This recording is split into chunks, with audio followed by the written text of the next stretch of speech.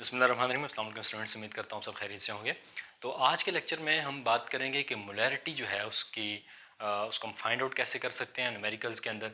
तो इसमें आज का टॉपिक यही होगा, problems involving molarity of solution, यानी मोलैरिटी ऑफ सॉल्यूशन फाइंड करने में क्या क्या और कैसे कैसे उसको फाइंड आउट किया जा सकता है। तो हमारे पास एक एग्जांपल थी कि जिसमें उसकी स्टेटमेंट कुछ यूँ है कि हमें मैसन ग्राम NaCl गिवन है 5.85 ग्राम और हमें उसके साथ उसका वॉल्यूम सेंटीमीटर क्यूब में गिवन है, और वो कितना गिवन है जी, 500 सेंटीमीटर क्यूब।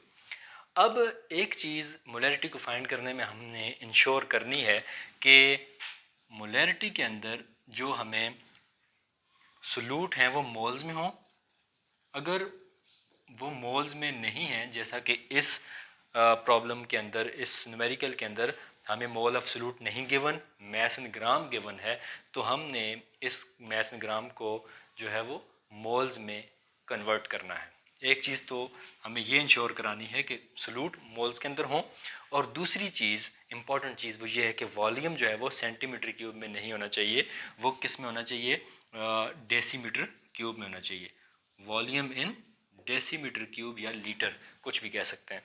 तो अगर डेसीमीटर क्यूब में नहीं गिवन, सेंटीमीटर क्यूब में गिवन है या कोई और यूनिट है, तो हमें कन्वर्ट करना पड़ेगा। तो चलिए शुरू करते हैं मोल्स के लिए।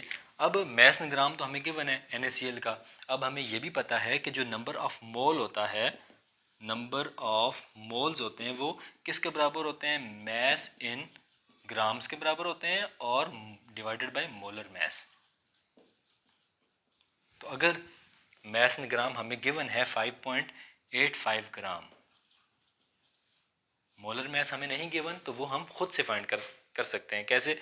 सोडियम का कितना होगा, एटॉमिक मैस 23, और Cl का होगा 35.5, और इन दोनों को जब हम सम अप करेंगे 23 प्लस 35.5, तो ये बन के आएगा 58.5 ग्राम्स।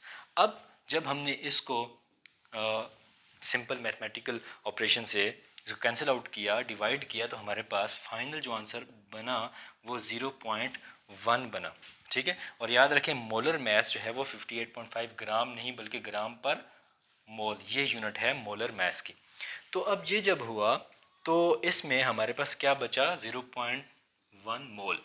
ठीक हो गया, ग्राम ग्राम से कट गया, और फिर 5.85 को हमने 58.5 से जब कैंसिल आउट किया तो 0.1 आया, और साथ में यूनिट मोल है, तो ये हमारे पास नंबर ऑफ मोल्स आ गए। तो यहाँ से किसके मोल्स आ गए, NaCl के। अब यहाँ से एक चीज़ तो हमारे पास फाइंड आउट हो गई है, वो क्या है, मोल ऑफ सोल्यूट। वो कितना आ गया, 0.1 मोल। अब हम करेंगे वॉल्यूम के बारे में, जो कि डेसीमीटर क्यूब में हमें चाहिए, लेकिन हमें गिवन है 500 सेंटीमीटर क्यूब में। तो volume of solution in centimetre cube है, हमने इसको करना है डेसीमीटर क्यूब में। तो ये ऐसे होगा, volume of solution in decimetre cube. तो डेसीमीटर क्यूब जो है वो कैसे होगा, 500 डिवाइडेड बाय 1000।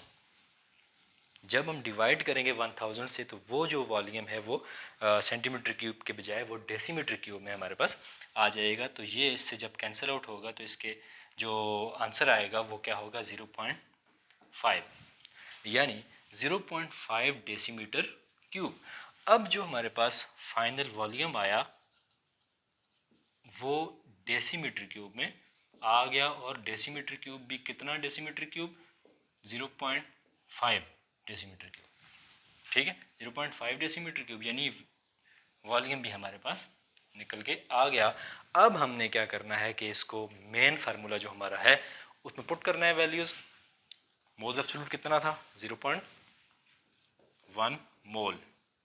और याद रखें मोल जो है जब हम लिखते हैं तो वो MOL से लिखा जाता है, ना कि MOLE। सिर्फ क्या होगा, हम यूज़ करेंगे MOL यूज़ करेंगे, और डिवाइडेड बाय जो इसका वॉल्यूम हमारे पास आया वो क्या है, 0.5 डेसीमीटर क्यूब, 0.5 डेसीमीटर क्यूब। अब 0.1 और 0.5 को हम जब डिवाइड करेंगे तो हमारे पास फाइनल जो है मोलैरिटी आएगी वो 0.2 आएगी, और इसके साथ यूनिट आ जाएगी मोल पर डेसीमीटर क्यूब। ठीक हो गया। अब 0.2 मोल पर डेसीमीटर क्यूब इसकी मोलरिटी आ गई, तो इसका मतलब ये होगा कि ये कितने मोलर सोल्यूशन है, ये 0.2 मोलर सोल्यूशन है। तो इस तरह हम मोलैरिटी के फार्मूला को यूज़ करते हुए इसके जितने भी मोलैरिटी ऑफ सोल्यूशन के प्रॉब्लम्स हैं, न्यूमेरिकल्स हैं, उसको सॉल्व आउट कर सकते हैं। ठीक हो गया। अब अगर हमें ये गिवन होता है NaCl मास इन ग्राम की जगह मोल्स में गिवन होता है डायरेक्टली, तो हम डायरेक्टली इधर वैल्यूज़ को पुट करके आंसर ले लेते, लेकिन हमें कुछ मॉडिफिकेशंस भी करनी आनी चाहिए। और वो कैसे होंगी कि हमें मोल्स ऑफ सोल्यूट का जो नंबर ऑफ़ मोल है उसके फार्मूला हमें पता हो, mass in gram by molar mass, तो हम उसमें ये वैल्यूज़ को पुट करके फाइनल जो है वो मैथमेटिकल फॉर्म ला सकते हैं और उसको फिर हम आंसर में कन्वर्ट कर सकते हैं। तो यहाँ तक जो है, अगर किसी को किसी भी किस्म का कोई मसला हो न्यूमेरिकल्स के अंदर, या ये चीज़ समझ ना आई हो, तो कमेंट सेक्शन में ज़रूर पूछिए। टिल देन मिलते हैं इंशाल्लाह नेक्स्ट वीडियो में।